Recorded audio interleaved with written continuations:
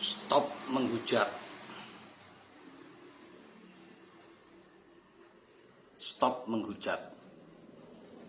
Assalamualaikum saudaraku. Baru-baru ini kita semuanya prihatin. Kita semua berbelasungkawa, yang mana si Mbah Yai yang mengelola pesantren Al-Khazini sedang mengalami musibah yang luar biasa. Pasti beliau sangat down, pasti beliau sangat tertekan, pasti beliau sangat prihatin dan bersedih yang amat mendalam. Oleh karena itu, saya pribadi mengucapkan keprihatinan yang begitu mendalam, dan semoga Mbah Yai dan keluarga yang sedang mengalami musibah diberi ketabahan dan keikhlasan menerima cobaan dan musibah ini, karena semuanya datangnya dari Allah Subhanahu wa ta'ala, dan harus kita kembalikan kepada Allah Subhanahu wa ta'ala. Saudara-saudaraku, terutama sesama umat muslim se-Indonesia bahkan sedunia, kali ini kita benar-benar merasakan kesedihan manakala terjadi musibah yang teramat luar biasa, yakni ketika runtuhnya, ambruknya bangunan yang sedang dicor dan dalam proses akhir. Ternyata ada kejadian yang tidak terduga. Pengecoran tersebut gagal, ambruk, dan menimpa bangunan-bangunan di bawahnya, sehingga bangunan bertingkat tersebut kesemuanya luluh lantak dan berakibat sangat menyedihkan kita semuanya. Mohon maaf, saya juga memiliki putra dan putri yang ada di pondok pesantren. Yang satu di pondok pesantren Tebireng, bangunannya juga bertingkat. Yang satu ada di pondok pesantren Ploso, bangunannya juga bertingkat. Oleh karena itu, duka yang mendalam kami sampaikan kembali kepada seluruh keluarga korban yang tertimpa reruntuhan gedung Pondok Pesantren Al-Khazini, Buduran, Sidoarjo. Kembali saya menghimbau dan mengharap dengan sangat tulus kepada semuanya saudara-saudaraku, stop dan hentikan menghujat. Bahwasanya semuanya adalah takdir Allah. Jangan menyalahkan kiai, jangan menyalahkan pengasuh, karena dengan ketulusan kiai, dengan ketulusan pengasuh itulah ilmu yang kita harapkan dari si Mbah Yai, sehingga anak keturunan kita itu menjadi orang yang soleh solihah, berbagi bakti kepada orang tua, berbakti kepada orang tua dan berbuat baik kepada sesama. Intinya menjadi orang yang baik kelakuannya dan menjadi orang yang selamat di dunia hingga akhirat. Oleh karena itulah, musibah ini tidak perlu menyalahkan arsiteknya, Mbah Yainya. Bahkan ada yang mengatakan paling-paling dananya dikorupsi, paling-paling dikurangi materialnya. Jangan berburuk sangka. Saya banyak membaca di Facebook, di TikTok, atau komen-komen di media sosial lainnya, hampir komen-komen bebas, tak terfilter, meluncur deras menghujat sang kiai. Padahal Anda yang menghujat tidak tahu kejadiannya. Padahal Anda yang menghujat pun tidak pernah tahu keberadaannya. Seperti apa bangunan itu, seperti apa kondisinya, sekokoh apa, atau serapuh apa. Kalau kita tidak tahu, jangan sok tahu. Setidak-tidaknya niatan tulus si Mbah Yai membangun pondok pesantren itu bukan untuk dirinya, tetapi untuk memuliakan santri-santrinya, agar mereka bisa tinggal di pondok tersebut dengan nyaman. Apa daya, Allah memberikan takdir yang lain. Dan kita harus yakin dan percaya Innallaha ala kulli syai'in biqadarin. Segala sesuatu kejadian apapun itu adalah atas kehendak Allah. Bahkan daun yang jatuh ke bawah, jatuhnya daun itu loh merupakan takdirnya Allah.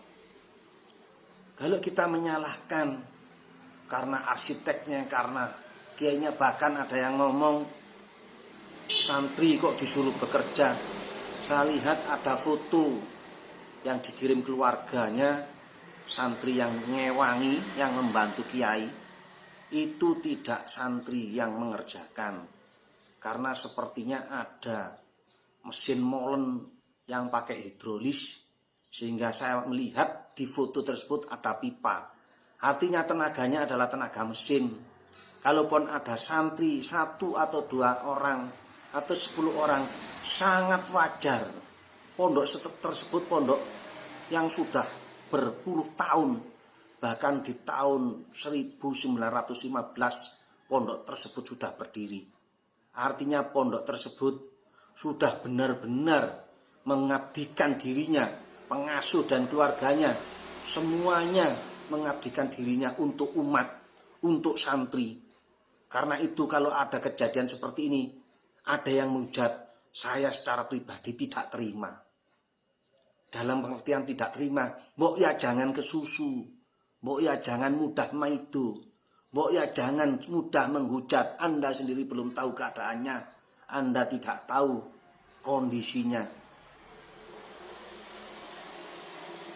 Kalaupun ada kematian yang prosesnya adalah dengan terjadi musibah seperti ini, siapapun dari kita tidak akan pernah tahu model matinya seperti apa. Tapi sebagai orang yang beriman, kita sangat yakin dan percaya bahwa mereka adalah thalabul ilmi, mereka adalah pejuang-pejuang ilmu. Maka ketika mereka dipanggil oleh Allah dalam keadaan mencari ilmu, apalagi jelas mereka dalam keadaan sholat, maka yakin dan percaya mereka mendapatkan kemuliaan husnul khotimah. Amin. Oleh karena itu, saya kembali mengajak kepada semuanya, jangan mudah menuduh kalau Anda sendiri tidak tahu. Jangan mudah menghujat kalau Anda sendiri tidak mengerti keberadaannya.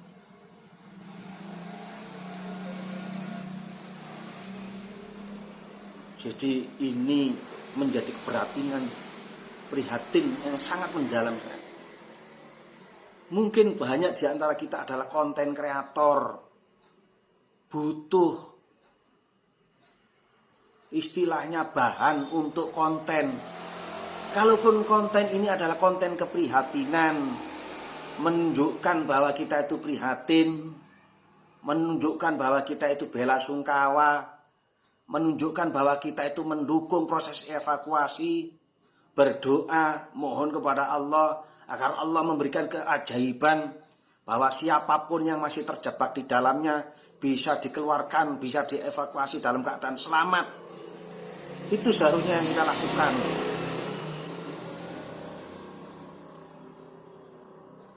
Walikulli ummatin ajal, fa idza jaa ajaluhum la yastakhiruna sa'atan wa la yastaqdimun. Ayat ini seharusnya menjadi peringatan bagi kita bahwa setiap manusia, setiap orang itu memiliki ajal. Setiap orang itu memiliki pasten yang namanya mati. Ketika yang namanya mati atau pasten atau orang Jawa, lek wis pestine, mereka tidak akan bisa mendahului ataupun mengakhirkan walaupun hanya sesaat, walaupun hanya 1 jam. Kalau dia waktunya mati, tidak peduli dalam kondisi apa, apakah dia sedang tidur, apakah dia sedang duduk, atau mereka dalam keadaan berlari, bekerja, dan lain sebagainya. Artinya ini kepastian dari Allah. Ini namanya takdir Allah.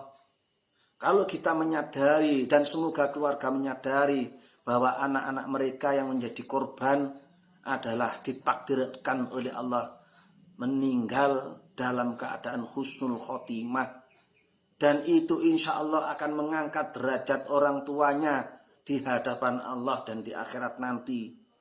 Sehingga kesedihan pasti, bela sungkawa pasti, tapi jangan berlarut-larut.